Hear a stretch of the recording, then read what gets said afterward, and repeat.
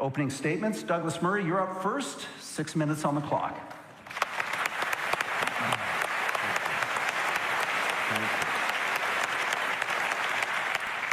Well, thank you very much, Rudyard. It's a great pleasure to be back at the Munk Debates. When I was last here a couple of years ago, I just returned from the front line of the war in Ukraine, where I was with the Ukrainian armed forces.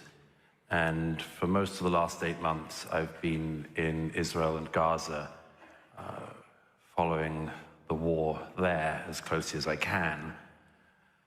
And I won't go into all the details now that I could give you of what's happening. But I would just put it in perspective in this way, first of all. What happened on the 7th of October was not just a massive attack on innocent people inside Israel. It was the equivalent to about 6,000 Canadians being massacred and burned in their homes in one day. It was the equivalent of about 1,500 of your fellow Canadians being taken hostage. You know, you would have thought after an attack like the one that Hamas instigated, that started this terrible war, you would have thought that there would be some sympathy for the world, from the world. You might have thought the world would pay attention to the attack and at least pay attention to the people behind it. You might have expected, like me, that there might have been a worldwide opposition to the terrorists and rapists and murderers of Hamas. You might have thought there would be hatred around the world erupting at the government of Qatar and its mouthpiece, Al Jazeera, its funding of Hamas and its hosting of the leadership of Hamas in Qatar. You might have thought there'd have been an outpouring of rage at the Islamic revolutionary government in Tehran, but no. There was an immediate outpouring of rage against the state that had been attacked. Bring back our girls, we had 10 years ago in the war in northern Nigeria, which I also covered. Bring back our girls. No international campaign saying bring back our Jewish children. Believe all women, we've been told for years. But turns out, not if the raped women are Jews. Israel is the only country in the world which, when it's attacked, gets attacked more. You know, the interesting thing about anti-Semitism is, as my late friend Jonathan Sachs said, it's a shape-shifting virus. It moves across the centuries. When you could hate people for their religion, the Jews were hated for their religion. Then you couldn't hate people for that anymore, so people hated the Jews for their race. And then, after the 20th century, people realized that wasn't such a great idea either. Now, the Jews are hated not for their religion or their race, but for having a state. People around the world hate them so much for it that Israelis are attacked when they have hostages taken, and this is to remember the 100 hostages still in captivity in Gaza, who, if they were given back by Hamas today, the war would be over. And they're also attacked when they rescue their hostages. You know, the interesting thing about anti-Semitism is the Jews can never win, because historically they've been hated for being rich and for being poor. They've been hated for integrating and for not integrating. They were hated for being stateless. Remember, rootless cosmopolitans, the far right used to say. And now they're hated for having a state. Today, the only really acceptable form of anti-Semitism, aside from the sewers of the far right, the only real tolerated form of anti-Semitism is anti-Zionism. And Zionism, as we just heard, is simply the right of the Jews to self-determination in their historic homeland. That's all. Anti-Semitism, as we've also just heard, is double standards against Jewish people, or cruel and unfair treatment of people because they're Jews. This isn't very far away from home here. If this isn't anti-Semitism, can the audience here tell me why the following things have happened since October the 7th? Why in a Montreal suburb a synagogue should be firebombed, as happened in November? Why there should have been gunshots against the yeshiva? Why in Toronto a bookstore owned by a Jew should be attacked? Why a Molotov cocktail was thrown through a Jewish community center in Montreal. Why a Toronto Jewish deli in North York was firebombed. Why in Toronto the Orthodox synagogue was vandalized. Why in Toronto 2 men opened fire the other week on a Jewish girls' school.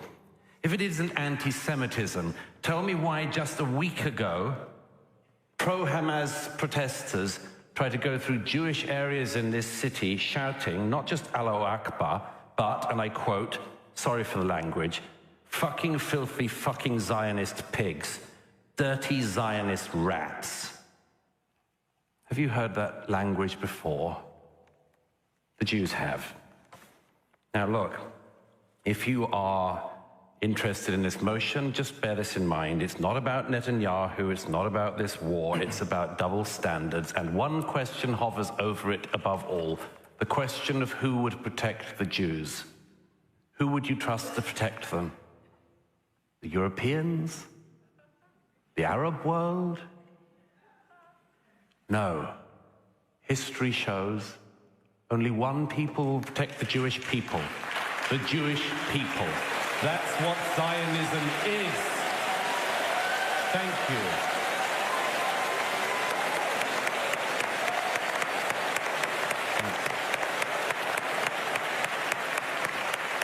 Thank you for that opening statement, Douglas. It's now Mehdi Hasan's opportunity to present the con side of the argument. Thank you. Ladies and gentlemen, in 1917, over 100 years ago, Arthur Balfour, the British Foreign Secretary, a card-carrying anti-Semite, a man who had denounced the evils of Jewish immigration into the UK, a man who referred to Jews as an alien and hostile people, he issued his Balfour Declaration, which promised a national home for the Jewish people in Palestine. It was the first time a major world power had come out in favor of Zionism, which at the time was a pretty new and pretty controversial movement, calling not just for a Jewish homeland, but for the building of a Jewish majority state in Palestine. And yet the only Jewish member of the British cabinet at that time, a man named Edwin Samuel Montagu, adamantly opposed both Zionism, which he called a mischievous political creed, and the Balfour Declaration, which he referred to as anti-Semitic and a rallying ground for anti-Semites in every country in the world. The only Jewish member of the British cabinet, that is what he said.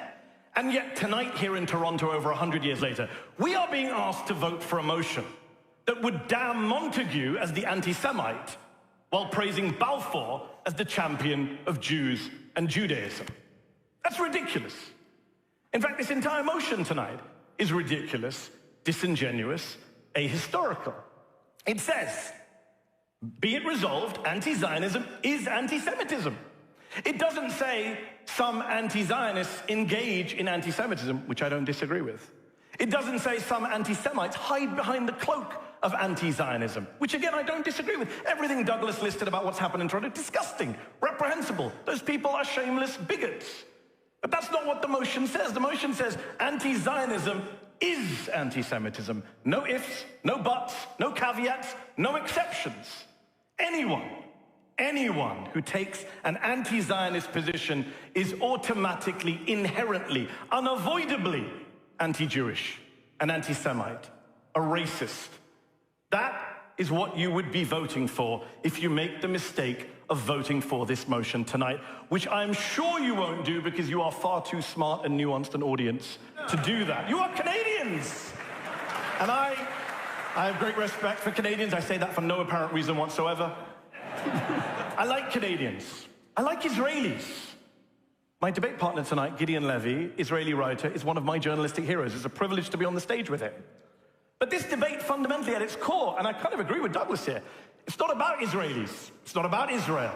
It's not about Gaza. And by the way, on the subject of Gaza, given Douglas gave us some math about the death toll on October the 7th, horrific death toll, which we all condemn, I would remind you also that the death toll inflicted on Gaza, the deaths and injuries in Gaza are the equivalent, if we're going to do the ratios, of 2 million Canadians. 2 million Canadians. But that's not what the debate is about. It's not even about Zionism itself.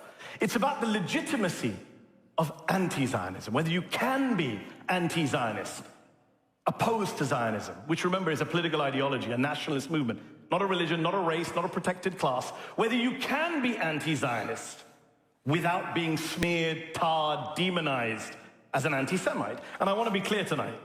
You could be the most pro-Israeli person in this room tonight, the most proud and ardent Zionist here, and still vote against this motion with a clear conscience. Still vote with our side, the right side. Because this motion is not about whether you are pro-Israel or pro-Zionist. It's about whether the rest of us have the right, the freedom to take a different view on Israel, on Zionism, on Benjamin Netanyahu even, without being silenced, without being told we're racists. We're not. Anti-Zionism is not anti-Semitism. I'll tell you 3 reasons why. 3 reasons why you should oppose this motion tonight. Number 1, if you vote for this motion tonight, you are throwing logic, history, and the English language under the bus. Because anti-Semitism is hating Jews, the people, and Judaism, the religion. Anti-Zionism is opposing Israel, the state, and Zionism, the ethno-nationalist ideology that underpins that state. Zionism is not Judaism. Let me say that again for the people up top. Zionism is not Judaism. Right? It's a very modern, secular, political ideology, movement that was founded less than 150 years ago by an atheist named Theodor Herzl, who said, and I quote, "The anti-Semites will be our most dependable friends, the anti-Semitic countries our allies." His words, not mine. Number 2, if you vote for this motion, you're throwing Palestinians as a people under the bus. You're telling an occupied people, a dispossessed people, to accept their own occupation, their own dispossession, meekly, in silence. Otherwise, they're racists. As my friend Yusuf Manaya, the Palestinian-American activist, says, to ask Palestinians not to be anti-Zionist is to ask Palestinians not to be. And number 3, last but not least, if you vote for this motion, you're throwing a lot of Jews under the bus as well. Not just Jews like Edwin Samuel Montagu, but Jews today. If you vote for this motion tonight, you're saying my debate partner, Gideon Levy, whose grandparents were killed in the Holocaust, who served for Shimon Peres, who's written for Haaretz for over 40 years, just won Israel's top journalism prize 3 years ago. He's an anti-Semite. You're saying the Satmar, the world's biggest Hasidic Jewish sect, which says it is fighting God's war against Zionism, is anti-Semitic. You're saying Jewish college students on campus, maybe some of them are your kids, members of If Not Now and Jewish Voices for Peace, they're anti-Semites. You're saying some of the most respected Jewish voices in the world, like Abraham Berg, the former Speaker of the Parliament, Miriam Margolis, the actress from Harry Bloody Potter, they're all anti-Semites. That is what you are saying. That is what you're signing off on if you vote for this motion tonight. So I have a simple solution for you all. Don't do it. Vote instead for common sense, for free speech, and the right to criticize a foreign country, the right to criticize a foreign country and a political ideology. I beg to oppose.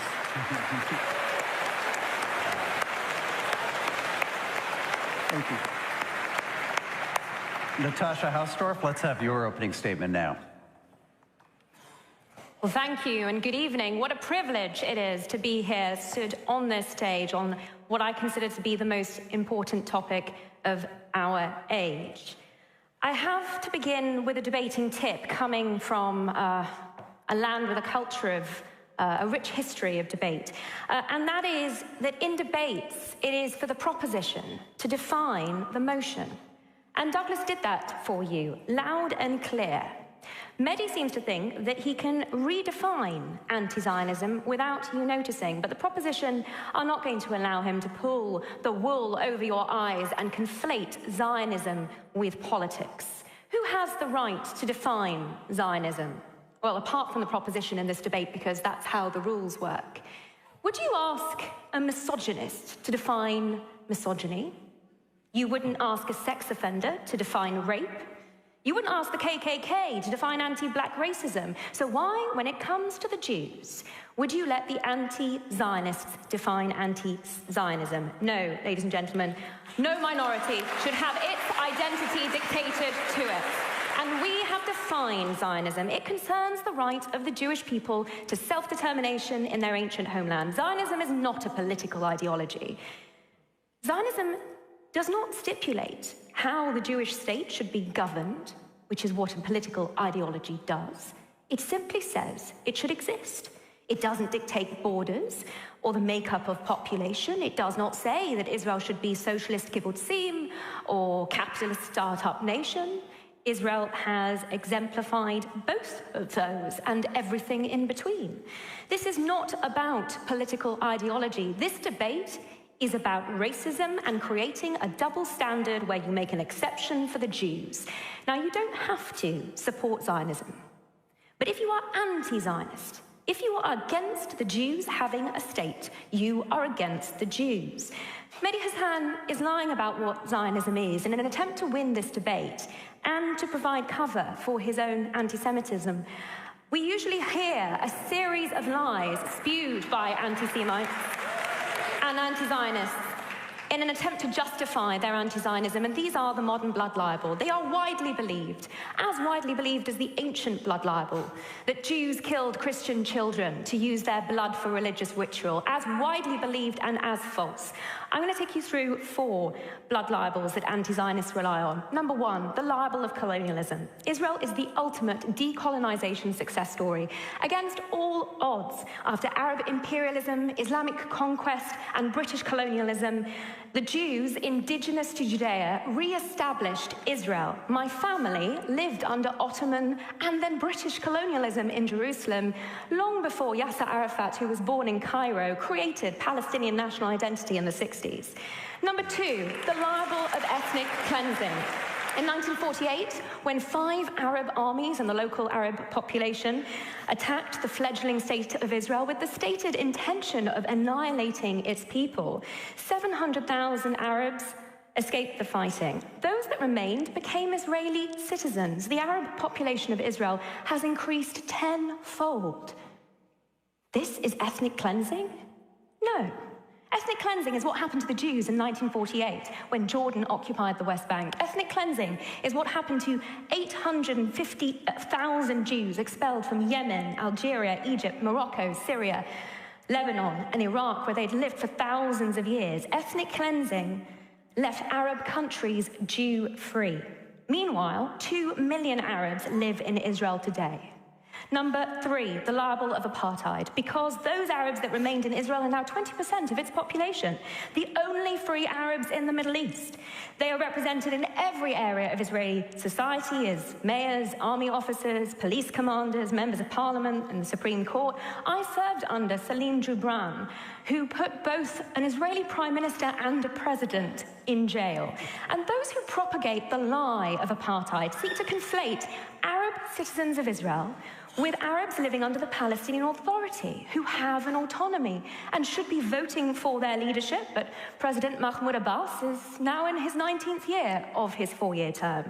Number 4, the libel of genocide, the reprehensible smear that maliciously accuses the Jews of perpetrating the very crimes committed against them. October 7 was the latest in a long history of genocidal acts by Arabs against Jews in the Middle East.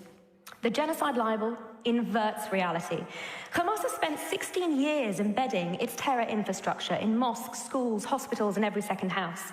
Its central military tactic is to use civilians as human shields. And in the face of these unprecedented challenges, the IDF has taken greater measures to prevent civilian casualties than any other army in history, far exceeding the requirements of international law. Genocide is the latest modern blood libel that anti-Semites use to justify their anti-Zionism, and it is central to Hamas's war strategy. Today, its only aim is to survive, and to achieve this with international pressure on the Jews to cease their self-defense. Voting for the opposition supports Hamas in this endeavor by legitimizing, aiding, and abetting their anti-Zionist aim to wipe out the Jews from the river to the sea. Don't stand with the terrorists and anti-Semites. Stand on the side of moral integrity. Stand with the proposition.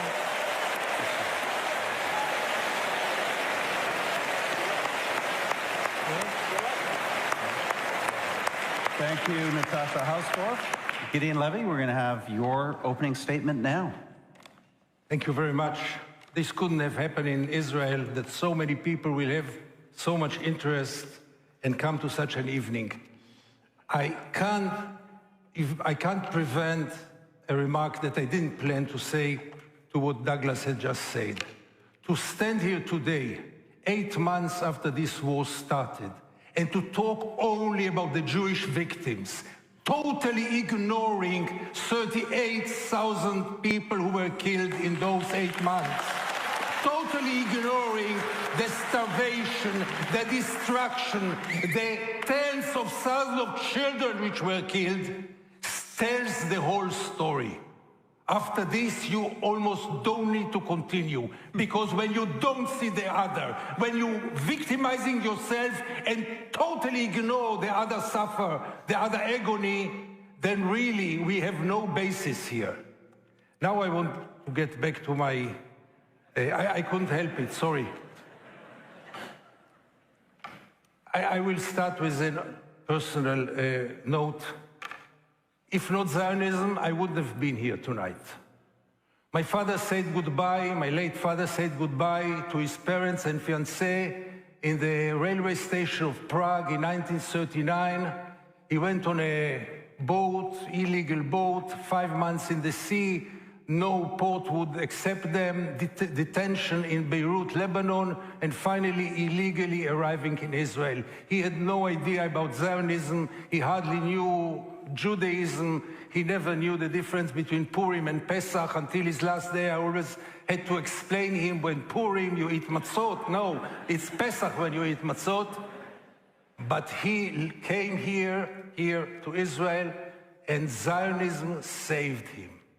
Zionism at its beginning was a just cause which was performed with many, many mistakes and even crimes. But the idea that the Jews deserve a rescue place was the most moral idea that I could have thought at those days.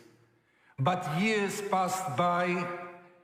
Zionism, which nobody today in Israel knows to define exactly. Many Israelis will tell you that to help an old lady to cross the road, even if she doesn't want to cross the road, that's Zionism. But Zionism today is the scaffold, that's a word that I wrote myself and I will never know to pronounce it, the scaffolding of a building which was built already. And once you built it, you don't need it anymore. Zionism today has only one meaning, and nobody can find any other meaning. It is Jewish supremacy between the river and the sea. That's the real meaning of Zionism today.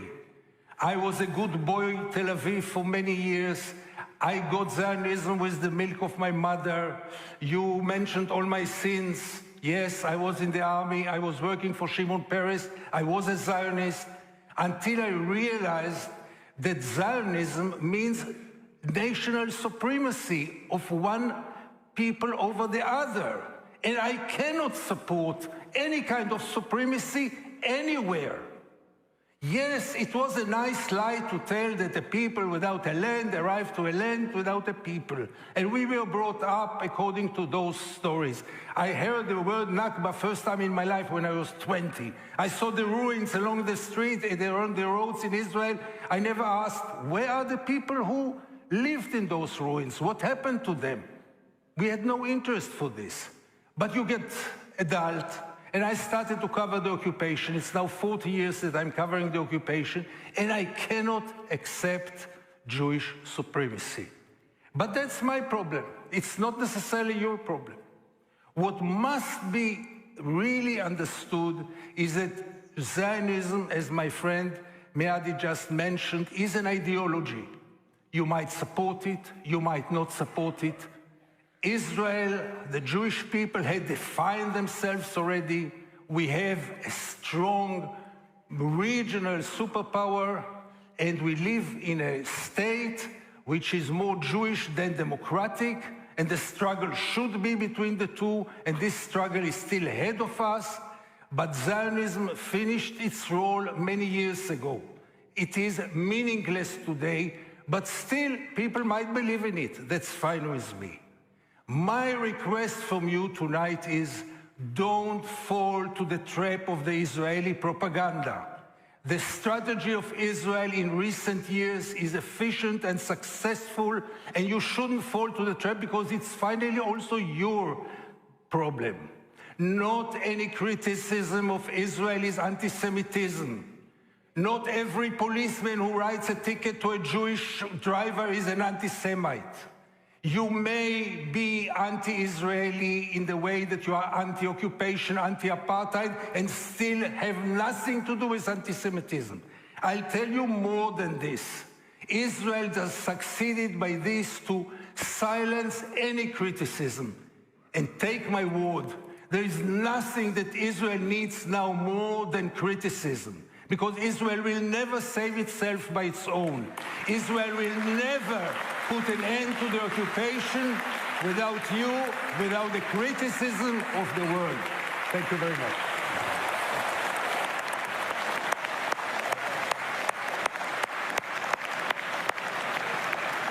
What a terrific set of opening statements. Thank you, all of you. This debate is off and running. We're now going to move to rebuttal. So this is 3 minutes on the clock for each of you to react to what you've just heard. We'll do that in the same order as the opening. So Douglas, you're up first.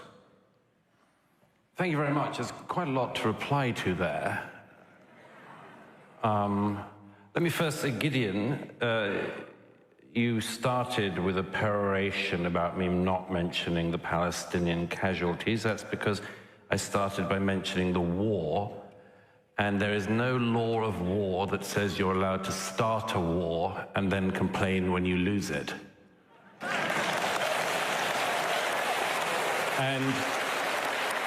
And if Mehdi cares about the Palestinian casualties, as I'm sure he does, then tell your bosses in Qatar to tell their friends in Gaza to stop the war and give back the hostages.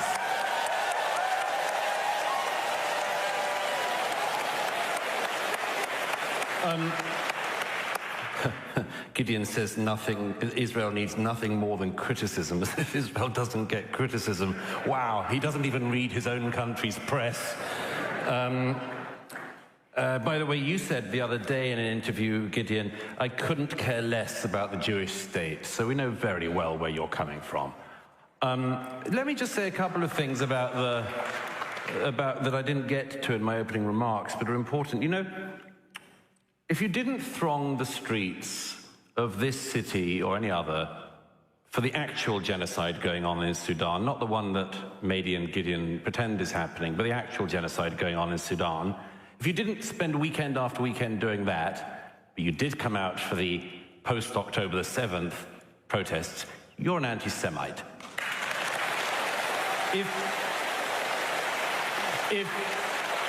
If, like Mehdi once sent a tweet condemning that, it doesn't give you quite enough smoke cover.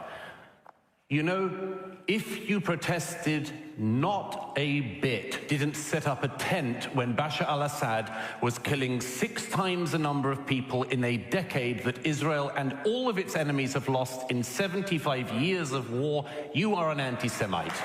And I would just add one other thing. I know that media has tried to reframe the motion. I'm not going to allow it either. You know, maybe there is somebody in the world. Pakistan was invented, created as a state around the same time as Israel. I reckon that if this debate tonight was about Pakistan started a lot of wars, it suffered a lot of wars, it suffered a lot of casualties, caused a lot of casualties. But you know what? If somebody said, I think Pakistan should be abolished. They just don't have the right to a state, and although they had one set up for them many decades ago, we should abolish it. I think people would say, And then if the person said, but, oh, by the way, although I want to abolish that state, I have no problem with the Pakistani people. Please, please, of course you would.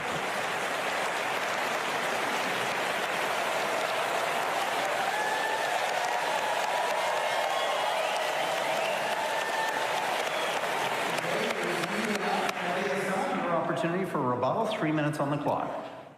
Thank you very much. Oof. Oof. I love the fact that Natasha started the speech by saying, our side cannot define Zionism, anti-Zionism, or anti-Semitism. So Gideon, you and I should just go check out the CN Tower, because I'm not sure what the debate's about. We're being told by the proposition that we must follow their definitions of what we're here to argue and vote about, which tells you how authoritarian that side of the motion. This debate for me tonight is fascinating, because for years Douglas has been the free speech warrior and I've been the guy saying there's no right to absolute free speech. Tonight I feel the roles are reversed. I'm here to say, what happened to free speech? What happened to the ability to criticize others, governments, countries, yes, political ideologies? Natasha, Theodore Herzl would be surprised to hear you say it wasn't a political ideology or a national movement. And I just find it fascinating that Natasha made it very clear that non-Jews cannot define anything to do with this. And then Douglas stepped up and accused every Jewish protester against Israel of being an anti-Semite, which I find offensive and ridiculous. Thousands upon thousands of Jews. You don't have to agree with them, remember, you don't have to agree with them. But they took their right to go out on the streets in Toronto, in DC, in New York, in London, in Paris, all over the world, in Tel Aviv, to protest against what's happening in Gaza. And Douglas, one of the world's most proud atheists, not Jewish as far as I know, just damned them all as anti-Semites. Wow, that speaks volumes about where this debate is going and who is defining what and how. As for Natasha's line and Douglas's line that if you don't support self-determination for a particular group, you're a bigot, well, you know, we've already had a lot of votes, so I won't ask you to click. I don't have power over your clickers, but I'd love to know how many people in this room either were in the last Quebec referendum or supported it from afar. Because we're in Canada, where a bunch of people want to leave Canada and do their own thing, and I'm sure many people in this room legitimately oppose that, and no one says you're bigots towards the people of Quebec. Nobody says you're anti-French language. You're allowed to have a debate about whether Canada includes Quebec or not. And you know, my friend Peter Beinart, who is Jewish, just so Douglas will call him an anti-Semite later, as he pointed out, the Basques, the Catalans, the Kurds, the Scots, they don't have states. And if you oppose them having states, you're not an anti-Kurd bigot, you're not an anti-Scot bigot, you're not an anti-Catalan bigot. People have arguments all the time. There are 5,000 indigenous groups in the world today. According to the UN, there are 193 member states of the UN. You do the math, right? So this is ridiculous, this argument that we are being expected to believe that if you don't support Israel as it is currently constituted, with Jewish supremacy, as Gideon points out, that makes you an anti-Semite. It's an abuse of anti-Semitism. It empties a very important concept at a very urgent time of all meaning in order to defend a country which, as Gideon has pointed out, and which Douglas seems to think is fine, has killed tens of thousands of innocent people in recent months.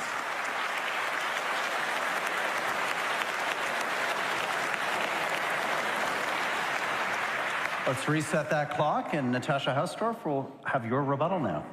Yeah, thank you. I'd like to use my time to do some fact-checking, but I only have 3 minutes, so we'll see how far I get. But first of all, Balfour. We heard him quoted to you earlier, ladies and gentlemen. Well, let's be clear about that quote and what was changed, or at least misrepresented, because I think this is going to give a really strong indication for what is coming out of the opposition as a whole. We were told he'd referred to Jews as alien and hostile, in fact that he was therefore an anti-Semite. Well, I'm going to read you out the quote, and you make up your own minds. He said, "Mitigate the age-long miseries created for Western civilization by the presence in its midst of a body which it too long regarded as alien and even hostile, but which it was equally unable to expel or absorb."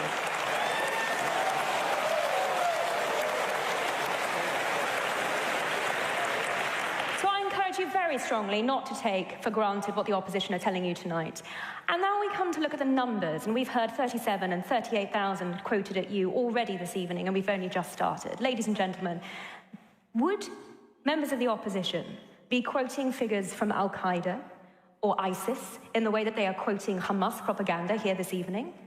These figures, which have not been verified, and which even the UN has revised down on the basis of missing information for significant thousands of these figures that have come from quote-unquote media sources as opposed to from hospitals, and that have been circulated on Google Docs where people are encouraged to enter their martyrs here. This is the methodology for compiling these supposed figures. But even if we look past that and all of the studies that have already debunked these as significantly fabricated and invented, these figures make no distinction between civilians or combatants. They do not tell you how these people have died. We know that Hamas are shooting their own civilians. We know that they are bombing fleeing civilians. We know that when Palestinian Islamic Jihad and Hamas rockets fall short in the Gaza Strip, they kill indiscriminately, unlike the measures that Israel takes, which are targeted, precise, and based on proportionality exercises. I mentioned that Israel takes more measures than any other army in the history of war. to prevent civilian casualties. Hamas's main aim here is to drive up that casualty figure and inflate it, if necessary, in order to seek to win this war through creating international pressure. And it is inextricably linked with what we are discussing here tonight, because their mechanism for doing so is not just the lies about the origins of anti-Semitism or whether Balfour was an anti-Semite, but also significantly about what is happening on the ground. That is anti-Zionism, and it is double standard against the Jewish state, which means that we know that it is anti-Semitism too.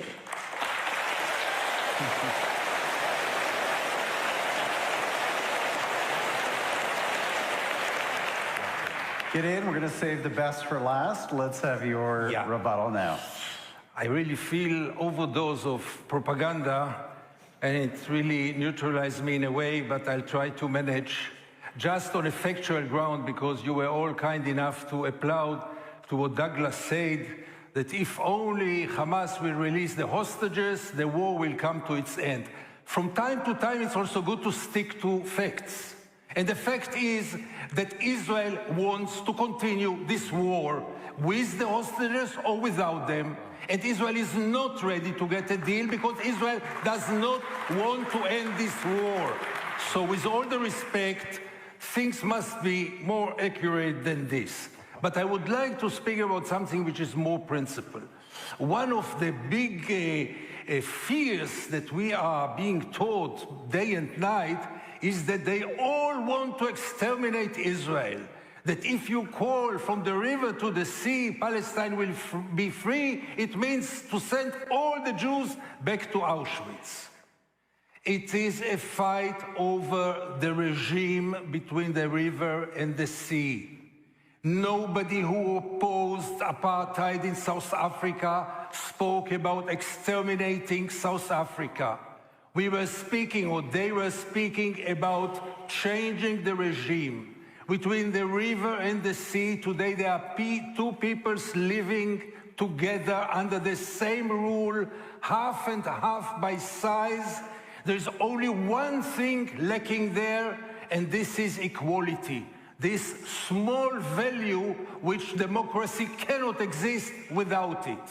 And when there is no democracy, it looks like apartheid, it behaves like apartheid, and it is apartheid. Zionism stands behind it, and in order to create this new regime that we all should have been in favor of a real democracy between the river and the sea, Israel has to give up one of two, either being a Jewish state or being a democratic state. As long as there are two peoples, it cannot be Jewish. As long as there is Jewish supremacy, it cannot be democratic. So it's all about changing the regime. And yes, between the river and the sea, I would love to see one day equality. And this is the meaning of releasing Palestine. And it has nothing to do, not with the Holocaust, not with Auschwitz, and not with many other things.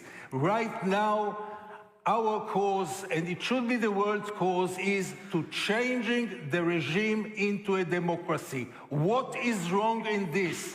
What is wrong in wishing for an equal society?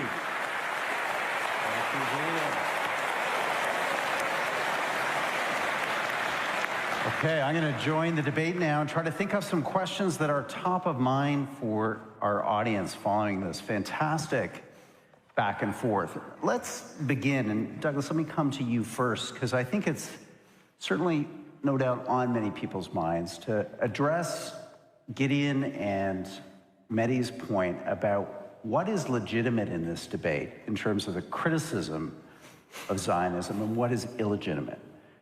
Well, give us a sense of your parameters here, because they're making an argument that, you know, this is a debate. We are having a debate today, are we not?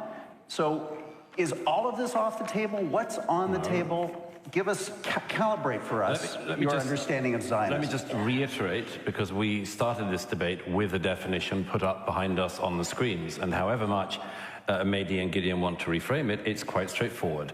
Zionism, I repeat, is the right of the Jewish people to self-determination in their historic homeland. Anti-Semitism is cruel double standards towards Jews and cruel and unfair treatment of them as Jews. When I mean, I wish I could say I'm amazed by what Gideon said, but I recently watched your interview on Al Jazeera where you said that when the interviewer said to you, how many people in Israel agree with you, and you said you could fit them in a phone box. And that's true. That is absolutely true. You are as obscure a figure in Israeli society as it's possible to find. And I'll give you an example of why. Natasha just picked Mehdi up on an important lie. You could say it's just an elision or a mistake he made because he hadn't read the primary sources, but I cannot allow Gideon to get away with what he just said, which was an unbelievable lie. He said, Israel isn't a democracy. First of all, I don't know, maybe, have you ever been there? Yes. When? A few years ago, not recently. I don't get awards from the president of Israel like you do, so I don't get to do softball interviews with Netanyahu. I didn't get invited into Gaza. Let me finish my point. But you went to Gaza, right? You said you went to Gaza. How come you went to Gaza when the world's media is not allowed into Gaza? There's two reasons. But they took you into Gaza. Well, first of all, I'll explain, but let me pick up my point since you keep trying to derail me. There are two ways to go into Gaza. One is with the IDF, which is what I did and what most Western journalists have done. The other is to go in with Hamas. You could probably go in with Hamas. I can't. Secondly, so you see, if I was on stage tonight busily flying around the world to busily defame a democracy, I would spend a bit of time there, Mehdi. I would spend a bit of time there because everything you said about it, like Gideon, is totally untrue. And I'll just give one other thing. Gideon said an appalling thing just there, that this is not about annihilation. One of the heads of Hamas, 2012, kill them all the Jews, don't leave a single one. Ismail Haniyeh, 2017, children are tools to be used against Israel, we'll sacrifice them for them. Yahya Sinwar, who planned the 7th, we will take down the border with Israel and tear their hearts out from their bodies. I'll tell you something, ladies and gentlemen, from what I've seen, which you scorn because you are an armchair journalist. I'll tell you what I've seen. When Yahya Sinwar said that we want to rip the hearts out of the Jews, it wasn't rhetoric. They did it. They mean it, and only this side wants to pretend they don't, for whatever reasons a psychologist would have to explain. Okay, sorry, you called me. Let me respond. Let's do this. I want to see if all four of you can work with me to work through some of the questions that are on the mind of this audience who are going to have to vote on this resolution at the end of the evening. So, Mehdi, have a quick response, but then let's get focused back on this question of why do you think Zionism is a movement, an ism, like anti-Americanism or anti-Britishism or whatever it is? I want to hear more on that so this audience can make an informed choice at the end of the night. Yes, but let me just deal with a few things that Douglas said, because there were a few things were said. I mean, it's amusing. I wasn't surprised at all. I came to debate in Toronto to debate Israel with two defenders of the current government, and so far Gideon and I, correct me if I'm wrong, we could have done a long list of you're apologists for genocide and war crimes and crimes against humanity. We didn't do that, but we've been called liars and Hamas supporters, and I get it. Neither of us talked about Hamas. We don't support Hamas. This is not a debate about Hamas. I know Douglas wants to redefine it as a debate about Hamas. Great, good for him, because he can't actually deal with the arguments we're putting forward. All the Jews who are putting forward these arguments, they're all anti-Semites, remember. I just want to deal with one point very important here. Douglas is the great journalist in Israel. I love this. Cosplaying as a journalist, going into Gaza with the IDF. Douglas interviewed Benjamin Netanyahu in January. Douglas did not. You're very bothered by Qatar and funding Hamas. They're your bosses. But we're talking about bosses. Let's talk to this. You're literally paid by them. I've interviewed Qatari officials. You can go on YouTube and watch my interviews with Qatari officials. And then you can watch Douglas interview Benjamin Netanyahu, where he asked him pearls like, is there another chapter left in the Netanyahu biography? That was the strong question. He didn't ask Benjamin Netanyahu, why did you work with Qatar to fund Hamas all those years? Why did you prop up Hamas all those years? Why, according to today's Israeli media, did you have reports that there was going to be an attack on your citizens and completely allow that to happen? Douglas didn't ask any of those questions. Instead, he'd like to spray around Hamas at the Muslim on the stage. Douglas referred to Hamza Yusuf, the First Minister of Scotland recently, as the First Minister of Gaza. Muslim guy, and he said, quote, you said, quote, he has infiltrated our system. Yeah, given we're at a debate about anti-Semitism, I find it ironic that you were throwing out some of the most bigoted dual loyalty tropes known to man, referring to a born British Muslim politician as the first minister of Gaza. Since he's leveled that, I have to correct it. First of all, you obviously didn't see the whole interview of Netanyahu. You'd have seen the first question was one that no one else has asked him. But anyway. Did you ask about his support for Qatar and hostages? Gentlemen, we're going to read... Douglas, did you ask about It's lovely Qatari to have the Douglas and Mehdi show, but we have two other presenters on this panel that our audience wants to hear from. Don't you, audience? Yes, thank you. So let me try again with this question. I'm going to keep trying, and I'm going to come to you, Natasha. The other side brought it up in a different way. Where do the Palestinian people fit into this debate?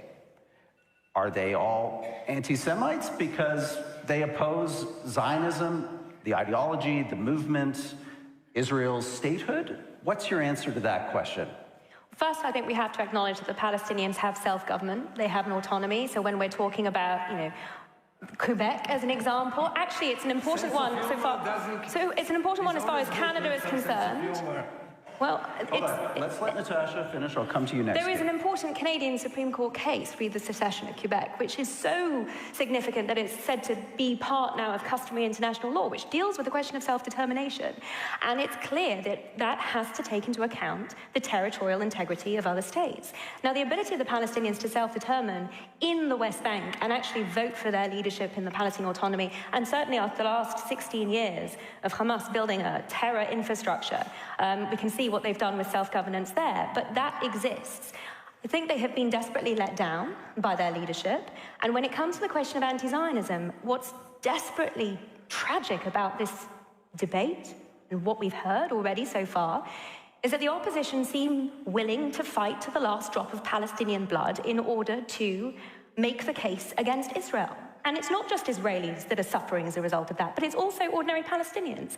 If the opposition actually cared about the Palestinians, they would not be seeking to conflate Israeli Arabs and Palestinians in the way that I described earlier. They would stop propagating these falsehoods about the situation, and they would stop blaming Israel for the tragic deaths that we're seeing, because ultimately, as Douglas was describing earlier, this is the responsibility of Hamas, no one else.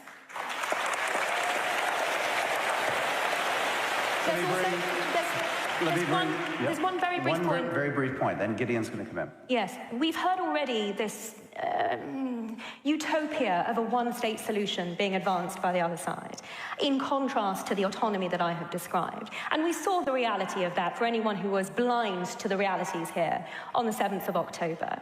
This was not a surprise to anyone that listened to the Hamas leadership and listened to what is being said in the rest of the Arab world. When we're talking about the mutilation and the terrible atrocities that were committed on the 7th of October, we need to understand the history that led up to that. Even in 2002, in the lynching in Ramallah, that very famous image of two Israelis who had wandered, gotten lost. They came to the Ramallah police station in order to seek refuge there. They were lynched, and their livers were eaten by the mob that lynched them. The photograph I refer to is the individual who held up his bloodied hands into the window, and the baying crowd below went wild for that sight. That was exactly what we saw on the 7th of October, but in 2002 in Ramallah. These are Palestinians who have been educated for generations to believe that the highest calling in life is to slaughter Jews.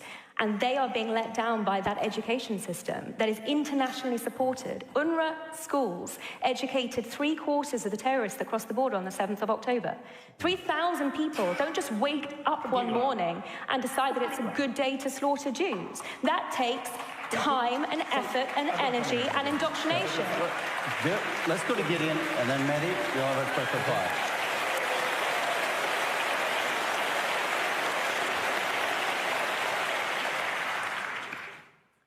In the last 35 years, I'm covering the Israeli occupation. There's not a single week that I don't go to Gaza or to the West Bank. Unfortunately, the last 17 years, I can't go to Gaza because the Israeli government does not let any Israeli journalists into Gaza. But I've seen a little bit of the Israeli occupation. Not as much as Natasha and Douglas saw, but still I saw something. To speak today about autonomy in the West Bank, really it insults propaganda. It insults any human being who just knows the reality on the ground. Autonomy in the West Bank? I mean, did you ever hear a worse joke than this? Do you know what does it mean to live under the Israeli occupation? Do you know what does it mean to wake up in the morning or to go to sleep at night with troops coming into your home, with kidnapped children, women? I don't have to get into it because you in Canada see much more than we in Israel because we are protected by our media who doesn't show us anything. I just want to say to Douglas, I'm very proud to be a single voice. You know why? Because messes in history made the biggest mistakes. From when is it a criteria if you gain a majority? I'm not a politician. You want to look like messes in history who went blindly after horrible ideologies and horrible leaders? Do you need examples from this? And those few dissidents, they are the heroes of today, not me. But those dissidents are the heroes that we admire and should admire. So from when is the fact that I am lonely as a guarantee for anything? You can go with the masses, have a nice time with the masses. I don't want to be with them. But we are running away from the subject. And the subject is still the capability to criticize Zionism. And what is unacceptable is that Zionism will be above any suspicion, any question, any remark or any criticism. There is no ideology like this in the world. Yes, in Soviet Russia, if you were not a communist, you couldn't stay there. I don't want to live in a country in which if I'm not a Zionist, and that's the situation today, I can live there. But you are out of the... You are a traitor. Where, when, and where is there a place where if you don't support a certain ideology, by the end of the day, it is an ideology? Why can't you criticize it? Thank you. Why? Why can't you have some questions about it? We appreciate it. We'll give you a round of applause. And we're going to Mehdi very briefly, because I've got a question for Douglas, very briefly. I'll be as brief as everyone else. The proposition tonight have sprayed around the word lie and liar, so let's return the compliment. Natasha lied when she talked about UNRWA and terrorism. The UN set up an independent inquiry, asked the Israelis for evidence. I know you don't want to hear this. They asked the Israelis, she's parroting propaganda from the Israeli government. The Israeli government was asked to give evidence. They refused to give their evidence. Every Western government, including your own, Canada's, has restarted funding because they looked at the evidence and didn't see it. That's great. I get it. But as Douglas might have once said, facts don't care about your feelings. To come back to the other point of lie, Douglas says the war would end if Hamas gave back the hostages. Complete lie. The Israelis have said, even if the hostages come back, we carry on the war. In fact, I interviewed Avraham Munter's nephew. Avraham Munter is a 79-year-old Israeli hostage right now. Poor guy, tragic. 79-year-old in captivity, should be freed, of course, had to have his birthday in captivity. His nephew says that every time he goes on the streets, Ben Gvir's police beat him. They beat him and arrest him. They're arresting hostage members' families, hostage family members. And they're coming on TV and saying, why are we being used as props by people who support the war? He doesn't support the war. He wants a deal. Israeli family members are going on the streets and being tear-gassed and water cannon, whatever, beaten by the police because they want a deal and they want an end to the war that Douglas and Natasha so proudly support. They keep telling us about the horrors of October the 7th. I agree. This side shares the revulsion against the horrors of October the 7th, but we also share revulsion against the horrors that came since October the 7th. We don't support those horrors. I'm opposed to the war crimes that happened on October the 7th and the war crimes that have happened since October the 7th. Douglas, no, I've got to finish this point. Douglas, the week after October the 7th, came out in The Spectator and advocated for the ethnic cleansing of Gaza, which is a crime against humanity under the Rome Statute. He said now is not true. You said now is a good time to do it. Everyone can read the piece other than Mehdi. Rudyard, I'm going to ask to respond to that because it's clear Mehdi didn't listen to a single word that I said. I was talking about UN statistics that show that out of the 3,000 terrorists that crossed the border on the 7th of October, 3/4 of them would have been educated in the UNRWA school system. I didn't even start to talk about the complicity of UNRWA in the terrorist atrocities themselves, and that has been well documented. But on the education point, I commend the work of Impact SE that has looked at Palestinian Authority textbooks. I commend the work of UN Watch that has outed the UNRWA chats on Telegram in which the attacks were both supported and celebrated, and the identities of those UNRWA employees that took part in them. There are NGOs doing important work to clear the realities of what it is that the opposition seem to be blind to, but that also includes this absolutely abhorrent allegation of war crimes. It's another blood libel. So was occupation, by the way, but we can come on to that, I'm sure, a little bit later. Wow. War crimes invokes international law, and I'm going to take the prerogative as the lawyer on the stage to talk about what Israel is doing that surpasses international humanitarian law in Gaza, the principles that it upholds of proportionality, distinction, necessity, and precaution. No other army gives the sorts of warnings before strikes that Israel provides through text messages, phone calls, leaflets to individual householders, a proportionality analysis on strikes that does not launch them when civilians are in the way, and that plays into the hands of Hamas's strategy of using civilians as human shields, another Hamas strategy that is being supported by the opposition tonight with its propaganda. Thank you. Okay, Douglas, we got a little air time for Douglas here. And Douglas, I know you're going to want to say your piece, but I want you to address something else because I want to move on to college campuses. This has been a big part of this debate. There have been, as we know, chants on college campuses.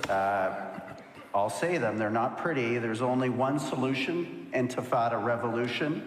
From the river to the sea, Palestine will be free, the probably better known of the two. What does college campuses and what's happening on college campuses here in North America, Douglas, say about this debate right now? Well, it says that a young generation has been lied to in significant numbers and with a sense of ferocity and extremism, which we should all abhor. I mean, it's possible that these college campus kids didn't get the memo from the other side in their desperate attempt not only to reframe anti-Zionism, but also anti-Semitism. It's very strange to me, isn't it, that if anti-Zionism isn't anti-Semitic, why do all these kids who've never protested about anything else before in the world stage suddenly turn up at Columbia and chase Jewish students with "go back to Poland" or Ukraine?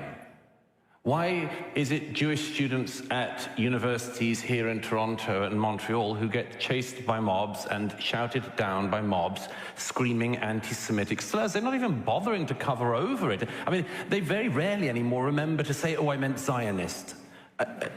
They're revealing themselves all the time, and it's because, first of all, they've been lied to. Secondly, there are a very large number of them who are, I would say that they fall into two categories, the sinister and the silly. The sinister are the ones who know exactly which river they're chanting about and exactly which sea. And they want the eradication of the world's only Jewish state. And they think they're the good guys. The silly, they're the ones who, like, there was a guy at Columbia who started this academic year calling for climate emergency, and then Hamas attacked Israel, and suddenly he was for Hamas. He has a sort of belly button piercing, and I think he's queers for Palestine, or, as I say, chickens for KFC. And these students are, I'll put it straight, they are desperate for a cause. They're desperate for meaning in their lives. They have searched and scoured the land looking for meaning and purpose, and instead of learning something good to do with their lives, they've decided they will do this incredibly simplistic thing. Everything in the world is oppressor, oppressed, occupier, occupied, colonizer, colonized. And this incredibly simplistic idea that works nowhere, they then implant or try to implant over the world's most complex region. And they think in doing so that they're being good guys. And what they don't realize is that if they got what they wanted, they'd have finished the work of Adolf Hitler. something you thought a lot about too. So, Douglas earlier was telling us all about the importance of journalism going on the ground. While Douglas was getting awards from the President of Israel, we were actually reporting, my news organization Zateo, from those campuses with Jewish students. In fact, the most read piece on our site is from a student called Jonathan Ben Menachem, who is at Columbia and reported from inside the encampment where they were having a Seder, where he was protesting war crimes in Gaza, which I know the other side thinks there are no war crimes, everything we just imagined the last 8 months. What you have to tackle tonight, I'm glad we brought up college campuses, because again, if this ridiculous sweeping motion, Douglas says complexity, we are the side of complexity, we're not the ones saying anti-Zionism across the board is anti-Semitism, you have to deal with the fact that college protests are there are a disproportionate number of Jews in these protests. They're all brainwashed, they're all idiots, they're all self-haters. Some of the top academics at Columbia University who are Jewish have come out to defend the protests. Annalise Orlek is a 65-year-old former chair of Jewish studies at Dartmouth. She was beaten on camera by police while she was protesting against the war in Gaza. Apparently Douglas, an atheist, says that she's an anti-Semite. That's the debate, that's what we've got to tonight, where the former chair of Jewish studies at Dartmouth is an anti-Semite, while Douglas is the champion of the Jewish people. I find it bizarre, and I'm glad we've brought up college protests, because it's the number one evidence right now in our discourse that actually a lot of young Jewish people, and by the way, this whole argument, why didn't you protest Sudan, why didn't you protest Syria? Last time I checked, the United States Congress does not fund Bashar al-Assad or the RSF militias in Sudan. So stop with this lazy whataboutism that gives you... They do fund your friends in Tehran. The US Congress funds Tehran. You know very well Biden's package for Tehran. What? You don't know about it? US funds Iran. Okay, Oh, you got me there, Douglas. Wow. By the way, since Biden decided to bring Iran back into JCPOA, they are no longer under the sanctions that they were, and have been brought back into the fold. Ergo, they end up with international funding. America is funding Iran like it funds Israel. This is absurd. By the way, just on fact checks, Natasha gave us a lecture about she's the lawyer on stage. That's true, you are the lawyer on stage. But literally, the chief prosecutor at the International Criminal Court has asked for arrest warrants. And you're booing again. I know you don't like it, but by the way, the advisor to the ICC chief prosecutor is a man named Theodore Meron, 94 years old, Holocaust survivor, former advisor to the Israeli foreign minister. He advised the ICC to ask for arrest warrants. But according to Douglas and Natasha tonight, and many of you, he's an anti-Semite too. Theodore Meron's an anti-Semite. Let's just keep the list going tonight until we vote tonight as to how many Jews we're going to call an anti-Semite tonight. Gideon, you're up. I will be one of them, obviously. Of course. You're Hamas too, Gideon, don't forget. I want to a little bit calm down and speak for a moment about anti-Semitism. Where were the anti-Semites and the campuses when Israel went for peace in the Oslo years? How come that the world hugged Israel then? From coast to coast, from continent to continent, campuses and others hugged Israel because Israel went for peace.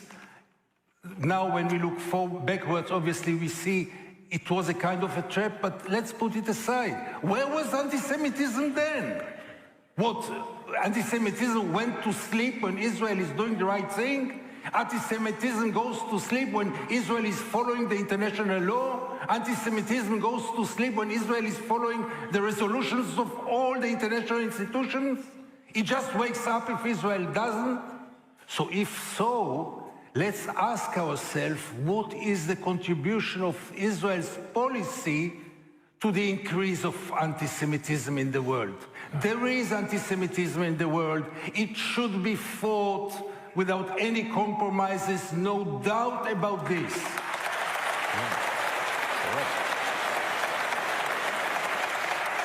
But the manipulation of Israel to label any criticism as anti-Semitism makes a damage to the fight against anti-Semitism. Because the genuine anti-Semitism we should fight. But the critics of Israel, part of them are anti-Semites, part of them are using what's happening to express anti-Semitism.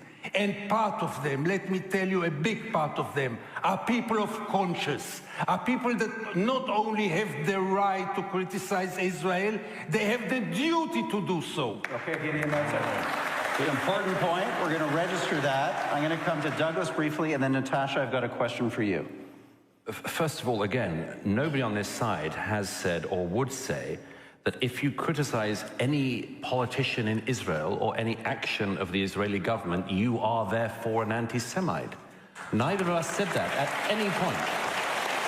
Secondly, at no point on this side have we said that this is a zero-sum game between the Israelis and the Palestinians or the Israelis and the Arabs. There is no reason why a Jewish state should not be able to live side by side with another Arab-Palestinian state. Okay? The only, and I'm glad that Gideon brought up Oslo, the only reason that there is not a Palestinian state today, not the Palestinian Authority, which runs most of the West Bank, or Hamas, that was given the Gaza and then decided to do, well, we know what they decided to do with 18 years of international funding from this country and others. Not that, but if they were given another state, there is no reason, if they brought their children up to love life and to live by their neighbors, if they educated their children into learning instead of hate, there is no reason why they could not live in a state beside a Jewish state. And there's no reason why Zionism opposes that, and it doesn't. But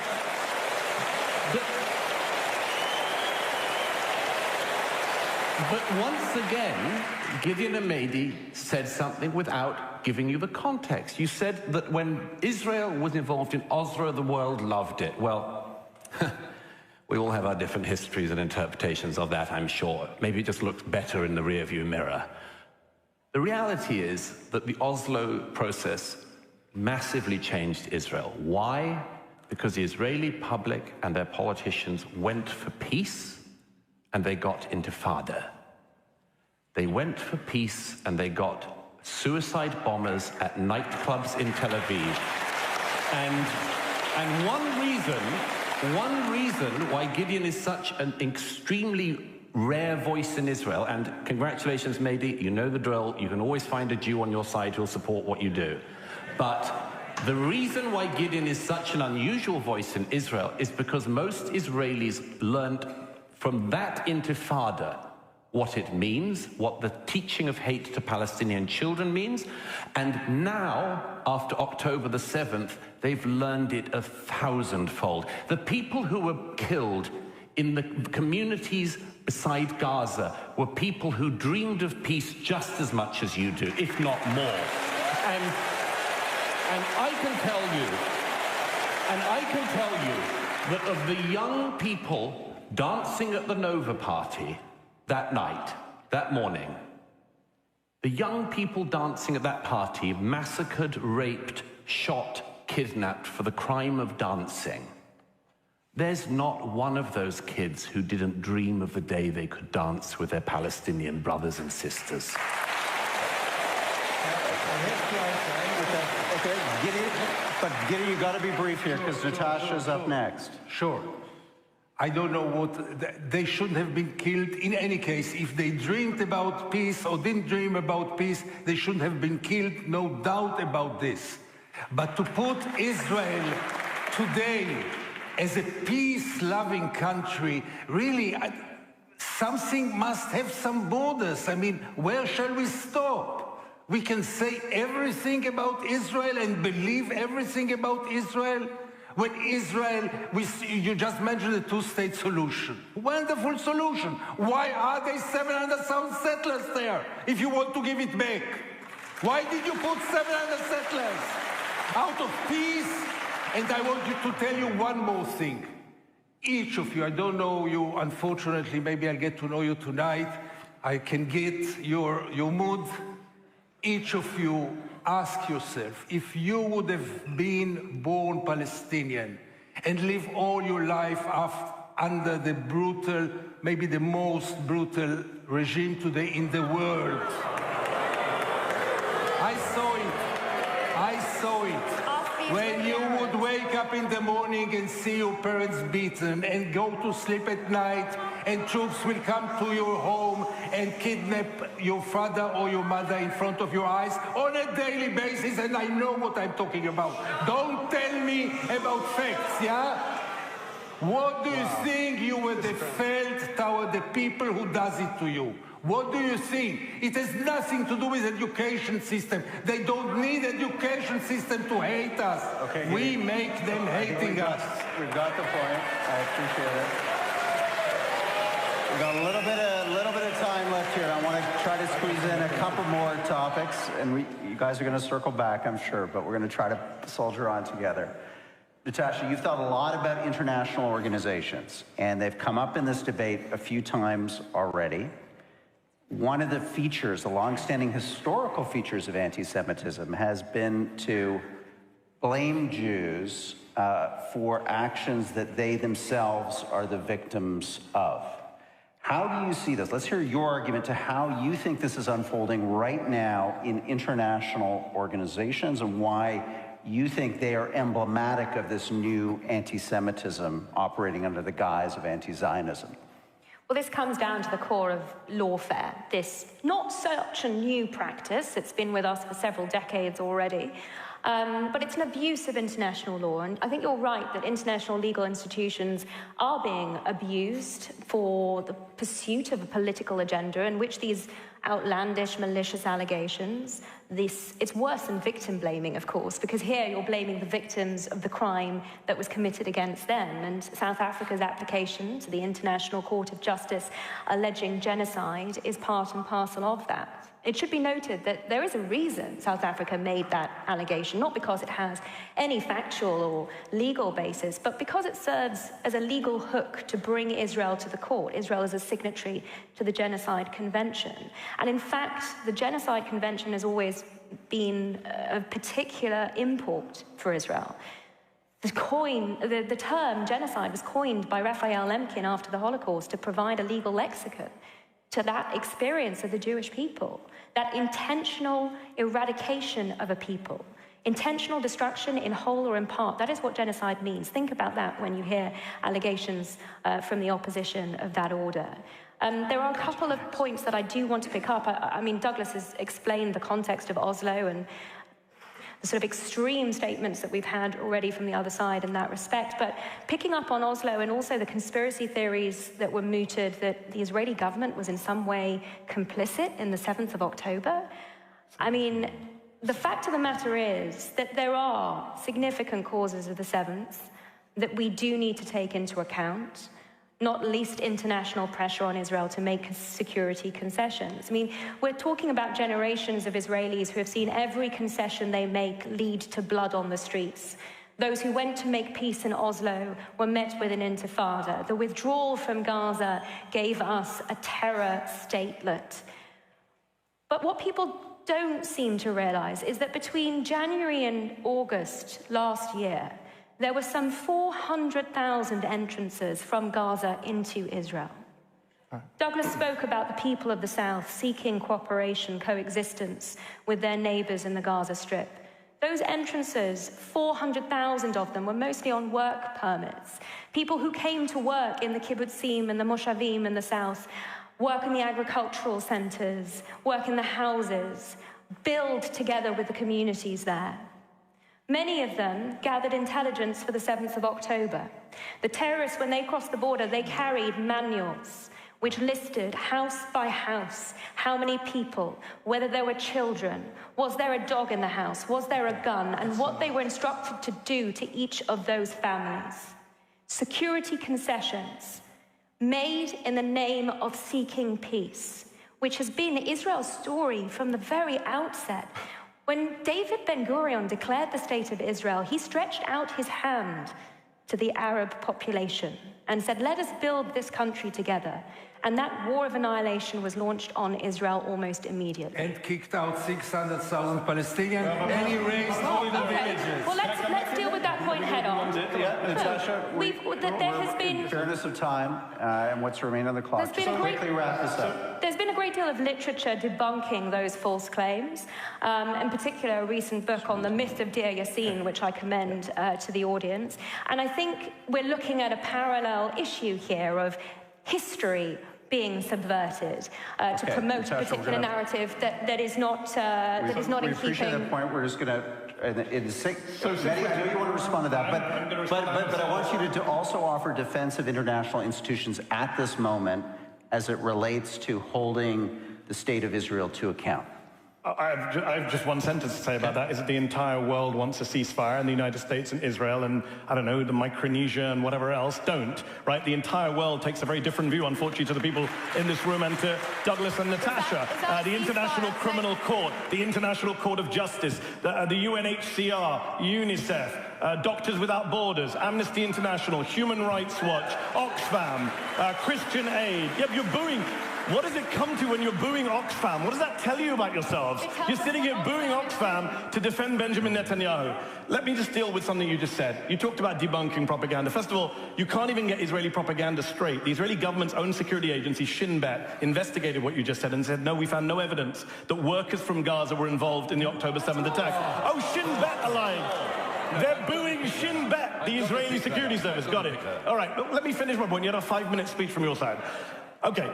That's Shin Bet. Let me just deal with your wider point here. Douglas and Natasha and I want to make this entire debate about October 7th. I get it. It's a horror show. But that's not the debate. The debate was about Zionism, and it tells you a lot that they can't find any arguments to say, as Gideon says, why we can't be allowed to criticize a political ideology that is 150 years old, that many Jewish people have criticized from the beginning and continue to do so. They can't tell you why that is. So they focus on October the 7th, which is fine, but if you're going to focus on October 7th, then also focus on what happened since October the 7th, the erasure of Palestinians in this debate, the booing when Gideon mentions what happened to Palestinians. Shameful. I'm sorry to say, it's absolutely shameful and telling about what's going on. And I would say this, if we're going to talk about October 7th and what happened since, everyone's a liar, the Hamas health ministry is a liar, everyone's a liar. Okay, friend of mine, American doctor, goes to Gaza. Many doctors have gone to Gaza. You've seen them on the news, they're all liars, all Hamas apparently. Friend of mine went to Gaza. He's been to Sudan. He doesn't just use it for whataboutism like Douglas. He's been to Sudan. He's been to Afghanistan. He's worked there. He came back from Gaza and said, I've never seen atrocities like I've seen here. What's happened to children? He's an anti-Semite because he saw children with burn wounds like he's never seen. He saw children with gunshot wounds to the head. To the head, but that's Hamas's fault. Everything is Hamas's fault. So let's talk about war crimes. It is amazing that every human rights group in the world, including Israeli human rights groups like B'Tselem, Gisha, Yeshbin, are all documenting this stuff, but you guys think it's all imaginary. So again, it tells you about what Zionism is. This is not about some abstract ideology of, people trying to settle the land and trying to have it. But as Gideon said, there was an argument to be had in the 1940s, 30s, 20s. Zionism today is what the Palestinians are enduring on a daily, nightly basis in Gaza, in the West Bank, in East Jerusalem, in Israel itself. And the erasure of that tells you everything about why we need to be able to talk about what Zionism does to the Palestinians without being smeared as anti-Semites. Okay. Douglas? First of all, again, you should do the reporting yourself, Mehdi. I've seen the maps on the bodies of the terrorists. I've seen, for instance, the one of the bodies of the terrorists. Shin Bet is well, no, you're just trying to make a cheap debating point again. No, it's called a fact. Let me make the point, which instead of you making your cheap debating point, is a fact which you should think of imbibing. Just stop it for a moment, Mehdi, and listen. Please, go. Come on. Give us your facts. I'll give you one example. The terrorists who came into Ofer-Kim, which is many miles from the border, on the bodies of the 12 terrorists who made it into that settlement, into that community there, in Ofer-Kim, I have seen the map on the body of at least one of the terrorists, and it had on the map the house of a member of the Knesset who lived there, the house where the synagogue was going to be because it was a holy day, and the kindergarten. Now, I'll give you one other example. In Niroz, excuse me, because you lied again. Because you lied again and pretended that what Natasha just said was not the case. And I'm telling you what Shin Bet says. No, you're not, Mehdi. As usual, you're making a cheap point for your partisan reasons. And I am telling you, You've accused me of being Hamas, I have seen, but I'm the cheap debater. I have seen the precise maps of the communities I'm afraid I am. More reliable than you and your bosses in Qatar. You're not, Douglas. Oh, my boss is in Qatar, not cheap debating. Douglas, you're the guy. Sorry, no, let's just be clear. You're the guy who denied earlier that what you said in the Spectator. Let's just be the clear context. We're talking about October 7th, October 7th. 5 days after October 7th, you said maybe they will finally put an end to this insoluble nightmare, raise Hamas to the ground, or clear all the Palestinians from that benighted strip. It could be a good time to do it, but you tell this audience we can live in peace side by side. That's a war crime. Ethnic cleansing is a war crime. Clearing people. No, I said maybe for a reason. It could be a good time to do it. For goodness sake. Douglas, just apologize and move on. Brilliant. Seriously. Talking about moving on, we are now going to move on to closing statements because the time for this portion of the debate has come to a close. We're going to approach those statements in the opposite order of the openings, 4 minutes each. So, Gideon, this time, you're the only time in the debate you get to go first. Take us away with your closing statement. I would love to have the last word, but I never get it. That's fine. I guess I don't deserve it. I would like really in a different tone now, because we are concluding soon. I'm the only one here who lives in Israel, who was born in Israel, who raises his children in Israel, who never had a slightest idea of leaving Israel, who will never leave Israel as long as I will not be forced to leave Israel. All my life I live in Israel. Part of my life I was a Zionist. Part of my life I was struggling, because it's not very easy to get released from something that you get from childhood in quantities that I can't even explain you how much propaganda goes to our veins and how much blindness goes to our veins toward other side of Israel. And Israel has so many good sides. Don't tell me about them. I know very well, and I know to appreciate it very well. And in many things, I have very hard time to live in Israel, to be an Israeli. Many times I'm deeply ashamed of being an Israeli, more and more so. Few times I feel proud of being Israeli, less and less so. And gradually, after covering the occupation for decades now, after covering the crimes which were never denied by no one, none of my stories was ever denied, but everyone can say whatever he wants. After so many years, I realized that the only way to get out of this deadlock, and nobody can deny here that Israel is right now in its worst position ever, a pariah state, par excellence. You may blame the whole world for it, but maybe we Israelis should also look upon ourselves and ask, maybe we did something wrong. Can it be that we didn't do any mistakes, any crimes, and the whole world is anti-Semitic? The Supreme Court of this kind and the Supreme Court of this kind, this forum and this forum, intellectuals, artists, everyone. Can it be that all are anti-Semites and only we are pure and just forever?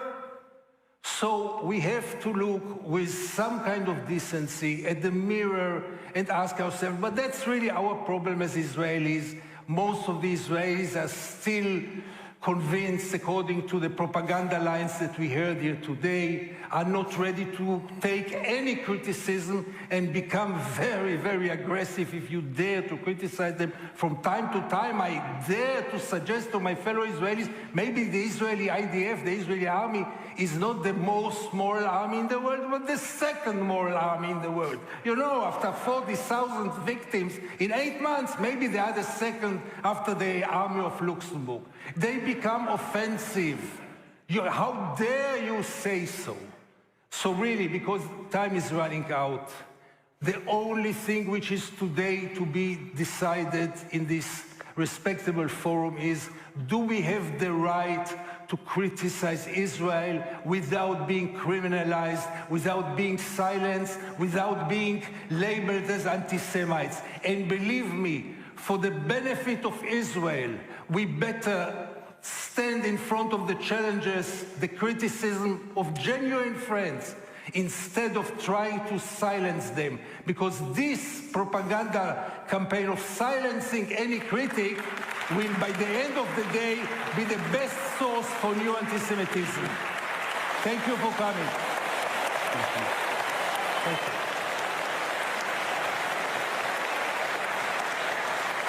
Thank you, Gideon, for a great debate. We appreciated you coming from Israel to be part of this event tonight. Natasha Hausdorff, 4 minutes on the clock.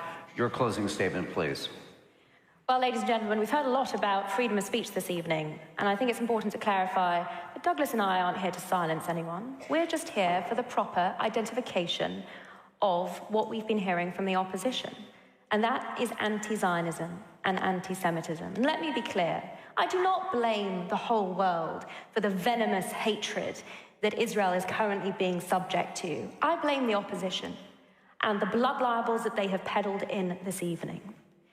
Gideon began with a statement of his credentials. Perhaps I should do the same. I sit in front of you as the granddaughter of Palestinians. Living under the British, they had identity cards issued to them that identified them as Palestinians, nationals of the British Mandate. Think on that the next time you hear people trying to revise history and tell you what Palestinians are today and suggest that that is equivalent to what existed before the State of Israel was formed. We have heard hostility to the State of Israel from the moment that Gideon got up. The suggestion that a gathering like this would be out of place in the Jewish state is preposterous. I've attended many myself.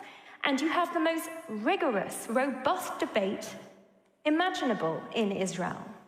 More so, I would suggest, than anywhere in the world. But if the opposition really cared about Palestinians in the way that they profess, they would be calling, as I do, for Egypt to comply with its international law obligations, those that it signed up to in the African Union Convention on Refugees, which it acceded to in 1980, Egypt's responsibility to allow safe passage for refugees fleeing civil disorder in Gaza. Israel has gone above and beyond, and other modern militaries frequently say we wouldn't be able to meet the standards that Israel sets in the precautions that it takes. But it has had to move those civilians, or encourage them to move, it doesn't control them, to evacuate, to provide humanitarian corridors. When you think of the ease with which those civilians could be properly provided for the other side of the border with Egypt in Egyptian Rafah, where the aid that Israel is facilitating into the Gaza Strip wouldn't be diverted and stolen by Hamas, where aid workers would be able to assist them without being targeted by Hamas. I haven't heard any of that from the opposition today, and that is another reason that I say to you, what they are putting forward, the blood libels that they are peddling in, is anti-Zionism. And we also saw it in that comment from Gideon, give it back, referring to the West Bank. It's the settlers, the settlers. That call for the West Bank, or Judea and Samaria, to be Jew-free, as so much of the rest of the Arab world, Judenrein. We've heard that before, ladies and gentlemen. We were told because Jews in the 20th century differed about whether the creation of the State of Israel was a good idea, that was a reason that Jews couldn't be anti-Semitic if they were anti-Zionist. Well, I urge you to consider a debate between parents, which might be entirely legitimate as to whether or not to have a child. There may be arguments for and against, reasonable ones. But once that child is born, to suggest that it should be gotten rid of would be murder.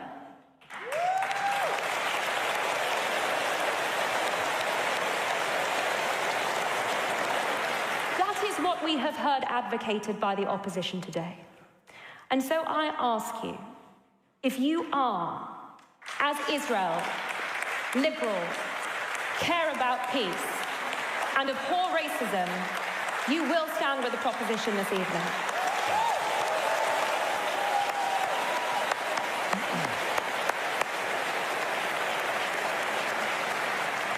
Mehdi Hasan, let's have your closing.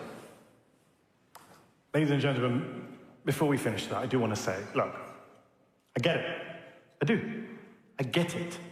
Anti-Semitism is undeniably on the rise. Hate crimes are on the rise. Ancient tropes and conspiracy theories are back in circulation. No one is denying that. And so Jewish people, understandably, feel unsafe, threatened, insecure. So we should take a stand. I've said this for years. Take a stand against anti-Semitism, all of us. But this isn't it.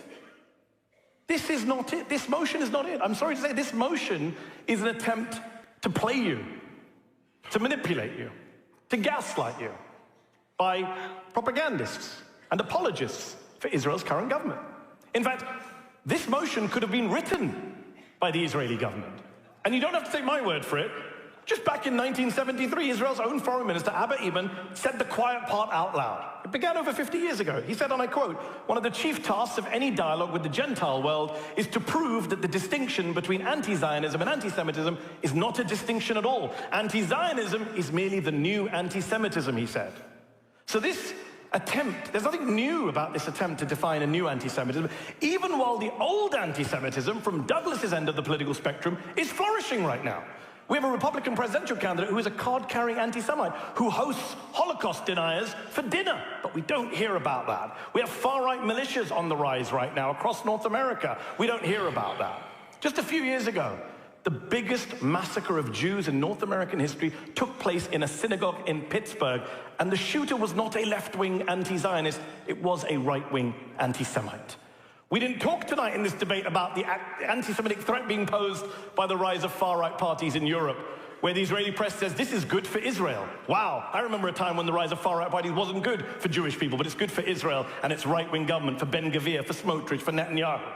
We don't talk about the threat posed by Viktor Orban, openly anti-Semitic leader in Europe. If I wanted to make a cheap debating point, I'd say that's because he's a fan of Douglas and Douglas is a fan of his, but I won't make that cheap debating point. We don't talk about that stuff. And ladies and gentlemen, look, even if you ascribe the best of intentions to the proposition side tonight, and spoiler alert, I don't. This entire debate is a distraction, a deflection, an attempt to make you look over here, not over there. There being Gaza, where they don't get to have protests on college campuses because the most moral army in the world wiped out 12 college campuses in Gaza. There being the West Bank, where a record number of children have been killed since October the 7th, even though the West Bank is not run by Hamas. There being Israel, where a government of self-proclaimed fascists and racists faces nightly protests from thousands of Jewish Israelis, including the families of hostages. But no, don't look over there. Look over here. Embrace this pernicious idea that those of us who oppose the way in which Israel was created, or what Israel has become, or how Israel treats its Palestinian minority, we're all somehow bigots, racists, anti-Jewish, even the Jews among us, like Gideon.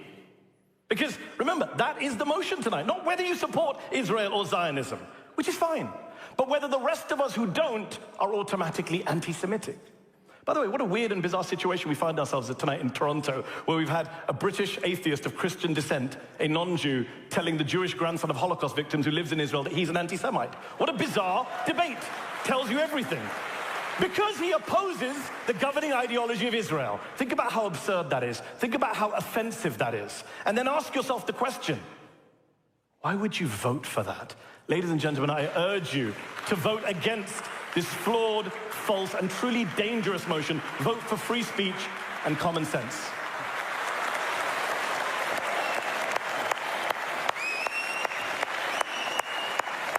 Thank you, Mehdi Hasan.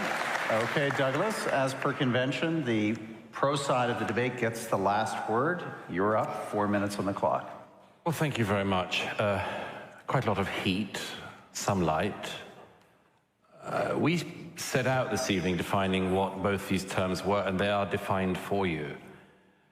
Anti-Semitism is a cruel treatment, double standards applied to Jews. Anti-Zionism is a movement that believes that the Jews don't have the right to a state in their historic homeland. And as I said at the beginning, anti-Semitism is a shapeshifter. It does come from all sorts of directions, and Mehdi is right. As I mentioned at the beginning, it can come from the far right, it can come from the far left. But at the moment, what we see an eruption of is anti-Semitism in the form of anti-Zionism. What else is it that is motivating the crowds? Why, when I was in Vancouver the other month, were there crowds going down the street in Vancouver screaming about Israel? What's it got to do with them? You're miles away. It's got absolutely into the brains of people in the West who believe they're doing something moral, and they are imbibing every anti-Semitic trope, as Natasha has proven. I should say, since Mehdi was honest, I'll say what I think. I think he's a very dishonest actor. A very dishonest actor. And to say what you just said about hostages would come a lot better if a contributor to Al Jazeera had not been discovered last week holding a hostage in his home. It would be a lot easier to take. And finally, I just want to say this. It's perfectly obvious, as I said at the beginning, that you can get anti-Semitism from all directions. This just happens to be the major direction which is coming in at the moment, in the guise of anti-Zionism. As I said, does everybody who is doing this know what they're doing? No, almost certainly not. Do some of them? Oh, you bet. They're having a whale of a time. People like those people I mentioned marching last week through Jewish areas of Toronto, getting to scream about the pigs and the rats again. Wow, it feels good to them. Does everyone know what they're doing? No. But when you hear Gideon saying that, what did you say earlier? That Israel is the most brutal regime in the world, you can have traveled nowhere, sir. And there is no reason, as I said at the beginning of this tonight, why simply recognizing that the anti-Zionism of today is anti-Semitism should be any barrier to there being some kind of peace settlement at some point. But please understand that those of us who recognize that anti-Zionism is anti-Semitism is because we see, after a mass slaughter of Jews, the world turning on the one Jewish state. That is what we see and what we worry about, and what some people like Mehdi seem not to care about, and all of the smears and all of the lies that they get to pump out. But I've got good news for you, ladies and gentlemen, to finish. I hope very much that you vote the right way tonight, obviously. And it matters for Canada and its image. But the Jewish state and the Jewish people have survived an awful lot worse than this. They have seen off every single one of their enemies, from Pharaoh to the Abyssinians, to the Babylonians, the Greeks, the Romans. They will see off Hamas, they will see off Mehdi, and they will outlive everybody in this room.